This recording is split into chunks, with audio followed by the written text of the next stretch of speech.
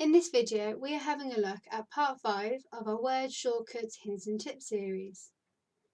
In this video, we are having a look at 2 function key shortcuts and then 2 keyboard shortcuts that you can use in your Word documents. The first function key that we're looking at is the F6 key. This function key allows you to switch between the document, the status bar, and then the ribbon in your Word document. This is universal and can be used in other packages as well. I'm currently within my Word document. If I press the F6 key once, if you look down the bottom of my status bar, the page is currently highlighted in a box.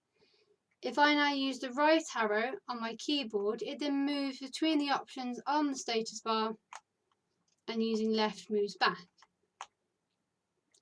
If I press the F6 key again, it then brings up the option for using your keyboard keys to navigate throughout your Word document rather than using your mouse. Then pressing it a final time, it goes back to being within the Word document itself. So that's that first function key. The second one is the F8 key on your keyboard. If I put my cursor just before this word here, pressing the F8 key turns on your extend selection mode. Pressing it will turn it on, and then continuing to press it will extend the selection that you have made. At the moment, because I haven't selected anything, this will start off by selecting a word, then it will carry on extending that selection. So I've pressed my F8 key once to turn on this mode. Pressing it again highlights just and selects just the one word. If I press it again, that extends it to the sentence. Another, it extends it to select the whole paragraph, and finally to select the whole Word document itself.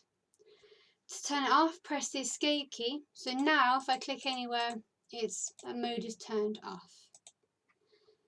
You can also press the F8 key to turn it on, and then actually use your mouse to select to a certain part in your Word document as well. Same again, the escape key will turn off that mode. So that's were those 2 function key shortcuts that you can use. The 2 keyboard shortcuts we're going to show you is to indent a paragraph and how to then remove that paragraph indent. Same again, I put my cursor just before this paragraph. Doing the keyboard shortcut of the Ctrl key and the letter M key on your keyboard, it has indented that paragraph, as you can see on my screen. If I then do Ctrl+Shift+M, it removes the indent for you. So those 2 keys can be used in conjunction with each other.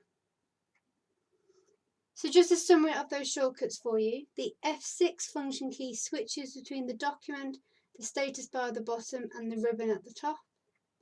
The F8 key allows you to turn on the extend selection mode within Word, so it allows you to select your text or your paragraph or your lines within your Word document rather than just clicking and dragging. It's just another way of being able to do that.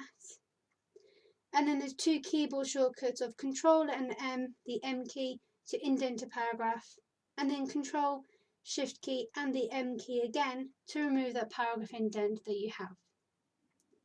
We hope you enjoyed all these keyboard shortcuts and find a time to use them at some point in the future.